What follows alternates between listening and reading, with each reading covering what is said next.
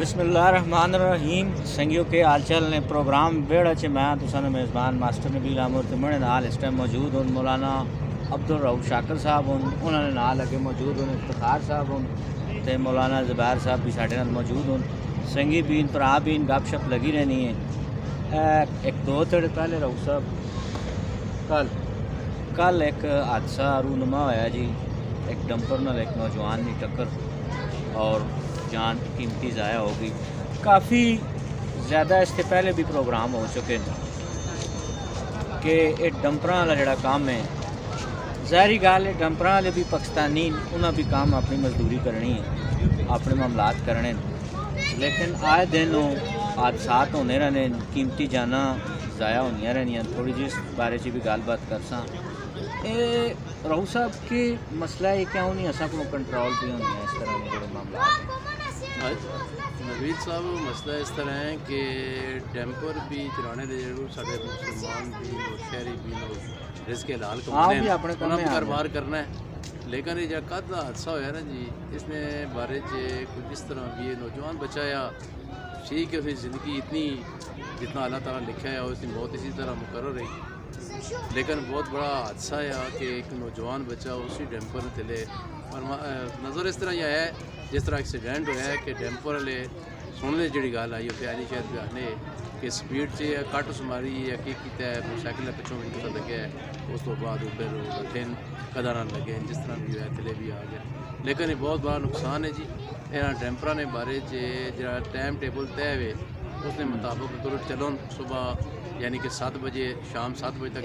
तकरीबन बंद होना चाहिए। 11 तो बाद नहीं 11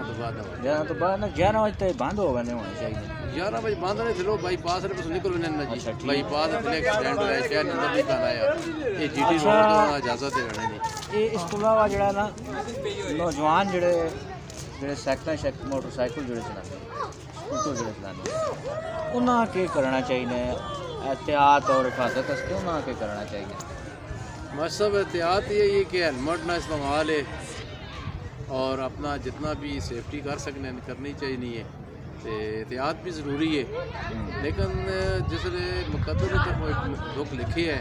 उस दुख से आना ही आना है, लेकिन एहतियात ज़रूर होनी चाहिए। एक कुछ दिन पहले जमशीर रोड से हादसा होया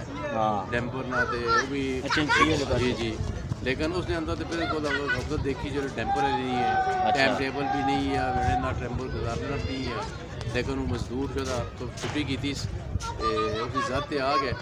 और बिलखसूस होने की गल सुनने या लोग आखिर ख्याल करो जी डैम्पर अक्सर सोते होने समझ जाने चाहिए चले इन्होंने बारे जो चेक एंड बैलेंस भी होना चाहिए। ये वाकई सुते भी होंगे जाके हर वेले गड्डी चला के उन्होंने कर लो तो ड्राइवर भी तो होना उसी ने एक साना दूआ चलाना क्यों जी तो खास तुम क्या होना मेरे ख्याल जी उन्होंने नाल एक सिलेंडर होना है, माड़ी मोटी गड्डी भी चला के साथ में ज़्यादातर जितने भी वाक़यात हो ज़्यादातर जीटी रोड होते होने नवाबाद हाँ इस पास ज़्यादा था अक्सर बेशतर ये सुनने के आने डैम्पर वाली स्पीडा असी तकने भी रहने क्योंकि असी उत्थे ज़्यादातर दिहाड़ी पूरी होने डैम्पर वाले शहर की दिहाड़ी चले रश होनी है टाइम होना है जी सही पीक टाइम उस टाइम भी डैम्पर वाले जहाज़ बढ़ाया होना है साढ़ा तो अरबाब इख्तियार हैं चाहिए कि जो टाइम टेबल है ना ट्रकों ने लगने ना इन्होंने वड्डे डैम्परां ना उस उसते चलाओ, बाकी तुसी शहर तक हो ना जी, बाकी शहर से तुसी ना कोई पिंडी है इस्लामाबाद है मजाल उठे टाइम टेबल नहीं खिलाफ वर्जी है वैसा शहर है यतीम जै ऐसा कोई पूछना नहीं वाली वारों से कोई नहीं पढ़ना दूर लड़का है वे बेचारा वो लगा रहना कला बोला वो आप ही लगा रहना उस लगा रहना इस बारे से, लेकिन हालात कोई सुनवाई कोई भी नहीं होनी बस ये कुछ नौजवान असी तकने जी शाह करना है जो स्कूटर लगाने उन्हें भी कोई पैगाम देखो उन्हें मोर पैगाम है पहले सब तो पहले तो जिम्मेदारी पढ़नी वाले दैन लेकिन एक जनता और कमसन बच्चे निक्की निक्की उम्र में मैं वही पे तो साल 14 साल ने जो कुड़ियां नाल बेबे लाले भालिया उन्हें दो सब तो पहले तो वालिदैन ही जिम्मेदारी को अपने बच्चे के साइकिल बैलेंस रखन ते कम अज कम वो जो बंदा मोटरसाइकिल पे चलाना होना है उसको लाइसेंस नहीं शनाख्ती कार्ड तो होना चाहिए ना जी, नबील साहब बिल्कुल बिल्कुल हाल इस ट्रैफिक वाले के अपना किरदार अदा कर सकते हैं पुलिस ट्रैफिक वाले बेचारे के करो साथ जेड़ा काम से शहर पकड़ो जरा ना चला या फिर बिल्कुल अगाई मुहिम पहले सब पहले अगाई मुहिम चलाओ फिर ना वार्न करो ते वो बेचारे के करो जी पूरे शहर विच में हाल 20 बंदे टोटल मैं ते वो भी चौक ही नजर आ अगर ये गल पे आना है कि अपलाइड बार मोटरसाइकिल पकड़ने को ज़्यादातर वो मोटरसाइकिल पकड़े जो लोग जिन्हें जे